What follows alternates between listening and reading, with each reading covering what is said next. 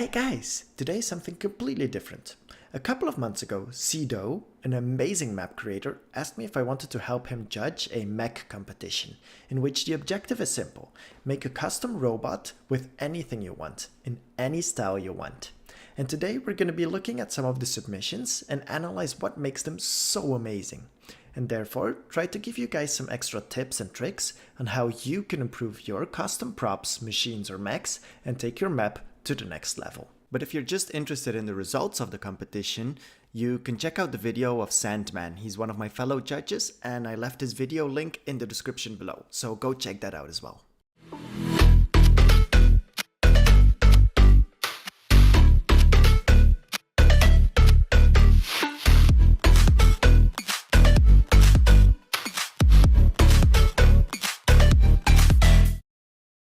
Okay, so first up we have Skittles.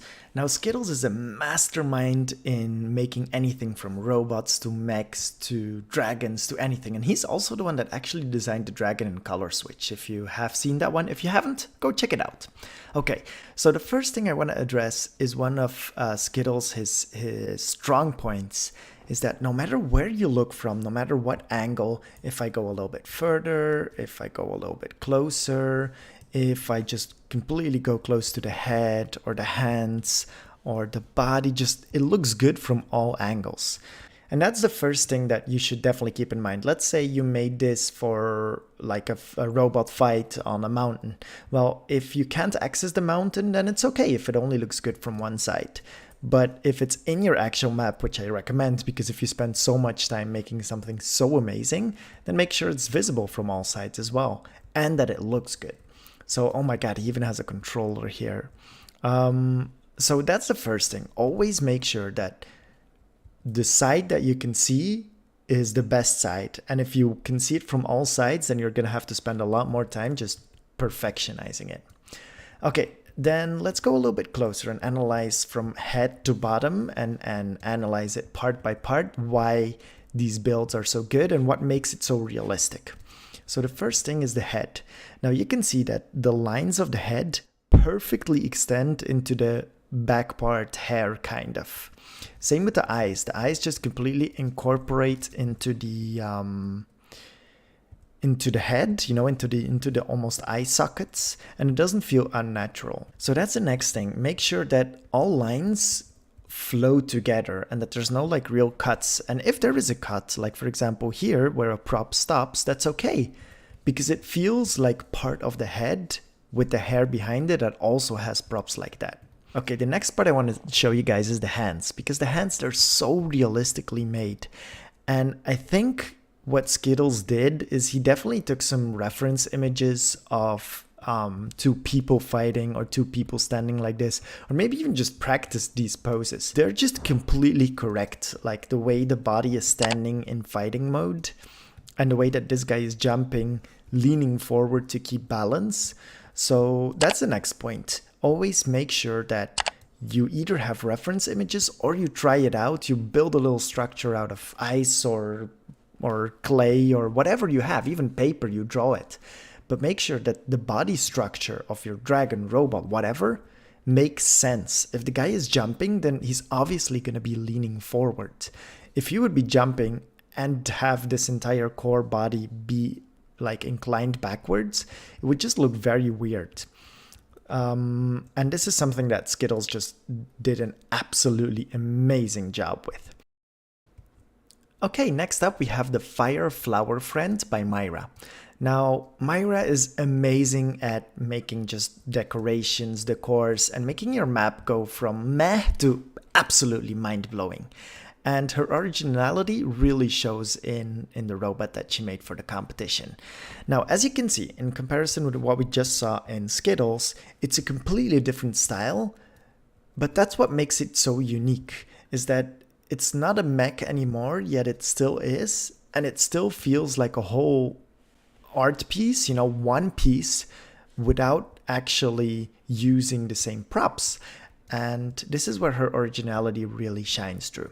So let's just get a little bit closer.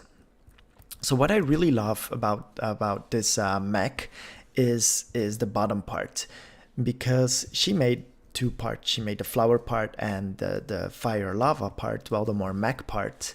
And I love this foot here because it like kind of integrates into the floor. So really good job there, Myra. So the next thing that I want to point out, well, actually what I already pointed out, is that the pose is so important because it defines how you see the mech. Now, just like before, what is really important is that it's anatomically correct, because if it's got a huge chest or tiny legs compared to the body, then it's not going to feel natural. And even though this is like a complete invention, I love how Myra made her robot out of two completely different styles and somehow still managed to merge them into one. It's almost like it was a flower robot, but this part got burned off or something like that. So where was I? Okay, yeah, the body. So the body is so important. You can see the legs, you can clearly see the knee, which is very important. We saw that in Skittles, his shoulders as well. And even on this part as well, you can clearly see the knee and then the upper leg, the lower body, upper body, arms, even neck, and then head. So always make sure that your robot, dragon, monster, I can't think of anything else, but that it's anatomically correct. You know, a dragon is going to have a completely different body structure than a robot. And if the dragon is flying, he's going to have a certain pose, you know, he's not going to have his chest up and his legs under it if he's flying, unless he's landing. So always think about your pose. So overall, this mech is absolutely insane. I love how these props merge together and somehow overflow into the robot becoming part. And then there's some parts that cross over, like on this side, you know, the eye is still the robot eye on this side, but then on this side there's still some flowers just going over. There's a heart in the middle. And that's the amazing thing about this contest, is it lets people show their originality, and in a lot of times something original can beat something that is slightly less detailed but is just a copy of something else. So always try to be original, no matter if it's the game type, no matter if it's a robot. Always try to be original and think of original stuff. It can be based in other stuff. Just try to always make an original spin on it. Okay, so next up is Seymour. Now, Seymour is really talented. He had the Christmas hop that you always see in my introduction, so he's internalized in my introductions. And he made this really cool alternative mech that feels a lot like an ancient guard, so another really original spin on it. Now, the cool thing about this is that he actually made it in parts. So we can see the different stages, which actually really helps me analyze. So thanks for that, Seymour. And it shows that, you know, you have to build your robot part by part. So let's actually just walk through them stage by stage. So we have the lower part here. Again, one of the most important things is that the lines flow. So there's no lines that just abruptly stop. No, they either get overlapped by another prop or they get extended. And as always, as I already said twice, it has to be anatomically correct. Let's move on to the next stage. So here we have the upper body as well. And now you can see that the legs cut off here. But if we come over here, this would be about this line right here. You can't really see that line anymore because it just flows. And that's the importance of it feeling like one piece and not just a lot of props pasted together that I talked about earlier. So you can see this line right here, but it doesn't feel like a line here anymore because of this small prop right here. And then these that are just slightly overlapping it. So always keep that in mind, is that lines need to flow. If lines don't flow, then it's going to feel like it just pasted together and not form one whole concept. Now here he added the arms, and again, you can see it stopped right here. And if we come here, you can't really see those lines anymore because they got incorporated with the other pieces. So amazing job on that one. And then finally, we have the final form here, holding some sort of staff, which adds a lot of extra detail. So I really like this concept. It's very original and another amazing job. And thank you so much for helping me analyze by making it part by part and visible. Now with this robot, I actually want to take the time to analyze a little bit the extras, the particles, the lights, and how they play a huge role in making your robot feel more alive instead of just static and just standing there. So first of all, one of the coolest props that I love to use as well is this laser. You can find it in the Dusty Depot prop gallery, and it just constantly moves like this and scans. And Hasa used this in a really original way by making it into the eye. So great job there. And in that same gallery, you can also find these screens right here that have constantly moving objects and like the analysis of the mech. And same with the fire, same with lights, you know, they just make it feel like the robot isn't just standing there, but that it's actually just moving, that it's really there. And yeah, the best props for this is the Dusty Depot. Same with this generator kind of. I'm in replay mode now, so I can't actually press start anymore. But these ones like turn around and make sparks and electricity as well. And he just combined this all to make the robot not just stand here, but actually feel like he's fighting. So really cool. I love the details. I love the weapons. And amazing job. Okay, next up we have enderbite. Enderbite made another really cool concept of, you know, it just made me feel like Optimus Prime, you know, of Transformers. So as you can see, if I move closer, they're actually made out of a lot of these containers in different colors, so they actually really don't take up that much memory. I wonder how much memory it took up to complete entirely. But it's made out of a lot of these containers, but all of them are connected with just little props that are perfectly visible to not feel like, well, there's a container here and how would that container connect, you know? It feels like the containers are pieces of armor, but that the actual mech, well, gear is under it. And that's what I really love about this one. He also has a really cool weapon, especially with the Der Burger being the head. That's really, really original. Now, he also made some great scenery, so although we didn't take this into account for this contest, it does help, especially this bottom part here where he crushed these cars. That's just really cool, and it's what makes a single piece of artwork in an actual really cool map. Is the surroundings, the feeling of it being real. And that's what I just talked about before as well, you know, these lights and these interactable elements that make it feel like something is happening, that it's not just a statue that I'm looking at.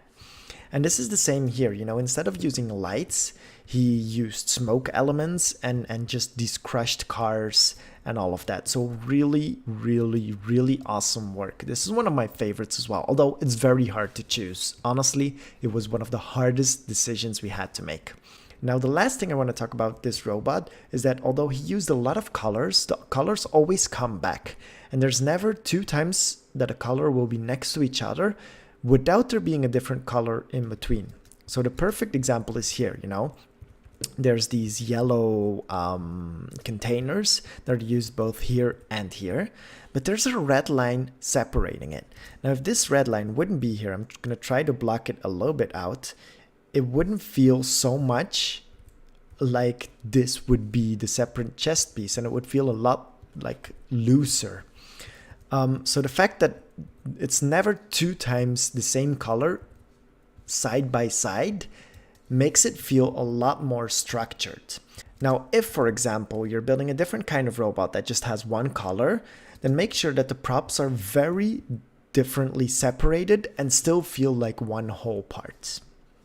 Next up is Corey Fox and his brother Kyle Fox. Although I can't actually get to the map, I took their video to just analyze a little bit. So what I want to show you guys really quick is what makes this so unique is that they took a completely different way of thinking about a mech and made them into animals, you know, made them into dogs.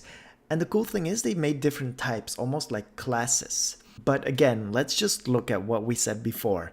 Anatomically correct, position correct, original, and they stand out. So really, really cool. He also made this giant colossal to go with them.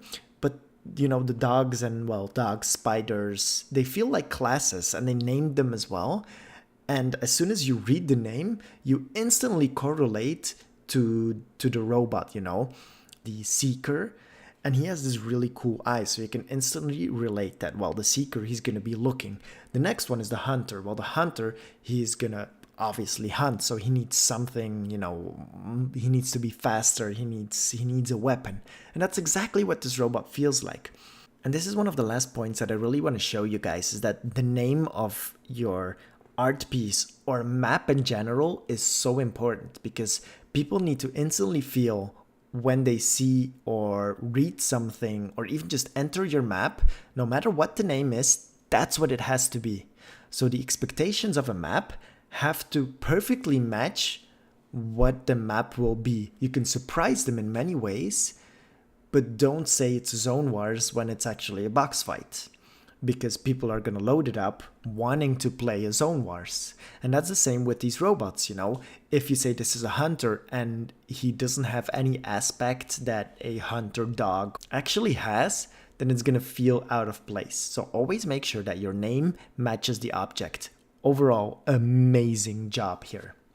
Now lastly, I want to talk about this Mech submission by the Hidden Legend. Although we don't have any map to go in it, what really amazes me about this one is that it looks really cool, it has all the aspects we talked about so far, and it only uses up 9K memory. So memory control is so important, guys. Always make sure that what you're building actually fits in your map. If you have one robot that takes up 80K memory, well, then that robot better be the centerpiece, because you're almost not going to be able to do anything else.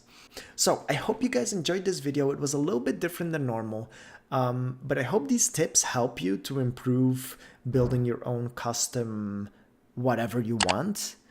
Monsters, robots, animals, Apache helicopters, humans, whatever you want, you know, NPCs, if you want to build your own NPCs. I hope these tips just help you a little bit and help you take your map from really cool to mind-blowing feature ready. So I'll see you guys very soon. I got a lot of really cool stuff coming up. If you guys stuck around till the very end, then don't forget to hit that like button and hit that subscribe button. I really appreciate it. And I'll see you guys very soon.